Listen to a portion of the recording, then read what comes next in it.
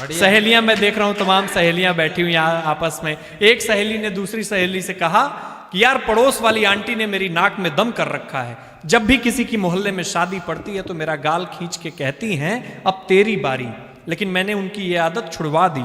तो दूसरी सहेली ने कहा कि कैसे छुड़वा दी? पहली सहेली ने कहा कि यार जब भी मेरे मोहल्ले में कोई मरता है तो मैं आंटी का गाल खींच के कहती हूं अब आपकी बारी। बहुत बढ़िया।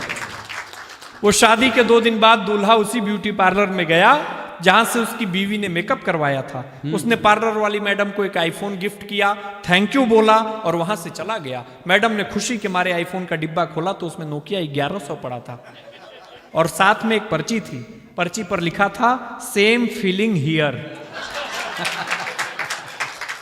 सुनिएगा, जैसा कि भैया ने सुंदर कटारिया जी ने अभी बताया कि मैं श्रृंगार की कविताएं लिखता हूं, तमाम मंचों पे सुनाता हूं, पंक्तियां निवेदित करता हूं। सुनिएगा, आपकी तालियां मुझे चाहिए, चौथी पंक्ति पे एडवांस में सुनिएगा।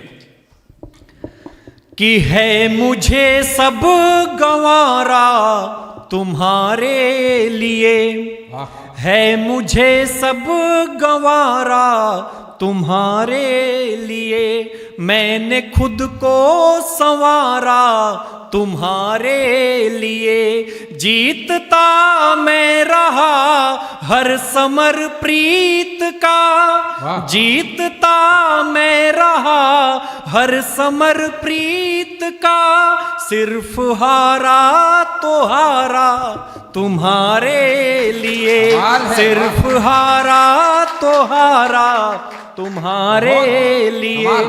और 4 पंक्तियां सुनिएगा, बस इसी मन के साथ आप सुनिएगा जी जी।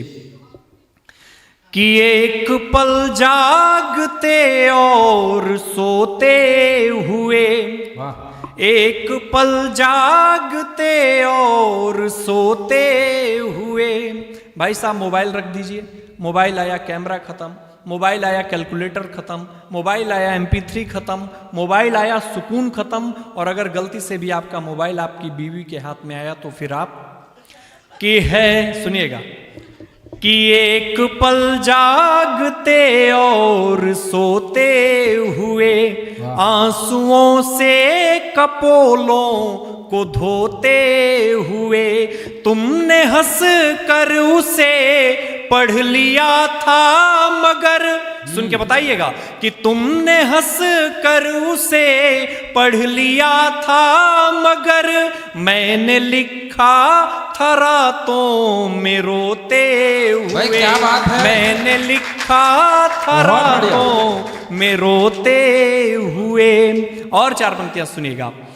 कि स्वप्न का बोझ फिर ढो रहे 2 नयन, सुनिएगा और शब्दों के साथ सफर करिएगा।